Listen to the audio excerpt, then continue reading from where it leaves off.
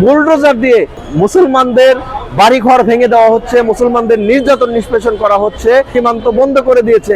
তাতে আমাদের একটু ছেড়া যায়নি, বাল ছেড়া যায়নি, বাংলা ভাষায় বলছি। যেভাবে ইউনূস সরকার চোখে চোখ রেখে কথা বলেছে, আমরা চাই তারেক রহমানও যাতে এই হিন্দুত্ববাদী বিজেপি সরকারের চোখে চোখ রেখে কথা বলে। বাংলাদেশ সরকার এখনো পর্যন্ত একটা বিবৃতিও কেন দেয়নি? এই সরকার কি তাবেদার সরকার? তারেক রহমান সরকার কি তাবেদার সরকার? আপনারা যদি ভারতের গোলামি নাই করেন, আমরা জানি তারেক রহমান বাংলাদেশে ক্ষমতায় এসেছে, উনি প্রথম প্রধানমন্ত্রী, পুরুষ প্রধানমন্ত্রী। তাই তিনি পুরুষের মতো আচরণ করবে, তিনি যাতে হাসিনার মতো আচরণ না করেন। এবং আমাদের যে একটা পররাষ্ট্র গুপ্ত উপদেষ্টা আছে বা গুপ্ত মন্ত্রী আছে, পররাষ্ট্রমন্ত্রী, যিনি ইউনূস সরকারের মধ্যে গুপ্ত অবস্থায় ছিল, সেই খলিলুর রহমান, আমরা দেখেছি উনি বলেছে যে ভারতের সাথে আমাদের কোনো প্রভাব পড়বে না সম্পর্কে। এখন স্পষ্ট ভাষায় বলতে চাই, যেভাবে বুলডোজার দিয়ে মুসলমানদের বাড়িঘর ভেঙে দেওয়া হচ্ছে, মুসলমানদের নির্যাতন নিষ্পেষণ করা হচ্ছে, সেই বিষয় নিয়ে বাংলাদেশ থেকে প্রতিক্রিয়া জানাতে হবে। ওদের চোখ রাঙানিতে বাংলাদেশ সরকার ভয় পাওয়া উচিত না।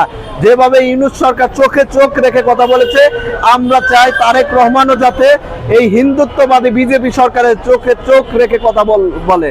কারণ তারা হাসিনার পতনের পরে বিভিন্নভাবে বাংলাদেশ থেকে তাদের ইম্পোর্ট এক্সপোর্ট বন্ধ করে দিয়েছে, সীমান্ত বন্ধ করে দিয়েছে।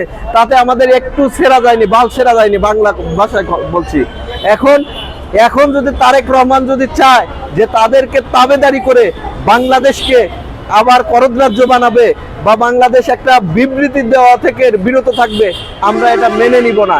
স্পষ্ট বিবৃতি দেওয়া যাবে না, এইটা তো হবে না ভাই। আমরা স্বাধীন রাষ্ট্র, আমাদের পার্শ্ববর্তী রাষ্ট্রে মুসলিমদের উপর নির্যাতন হচ্ছে। আমরা দেখেছি ইরানের উপর যখন ইসরায়েল আর আমেরিকার হামলা হয়, তখন কিরকম নতজানু একটা বিবৃতি দেওয়া হয়েছিল, যার ফলে এখনো হরমুজ প্রণালীতে আমাদের তেলের জাহাজ আটকে রাখছে। এইরকম যাতে কোনো বিবৃতি সরকারের পক্ষ থেকে না দেওয়া হয়। সরকারকে শক্ত হতে হবে এবং শক্ত হলেই বাংলাদেশের সাধারণ মানুষ, ছাত্র জনতা তাদের পাশে দাঁড়াবে।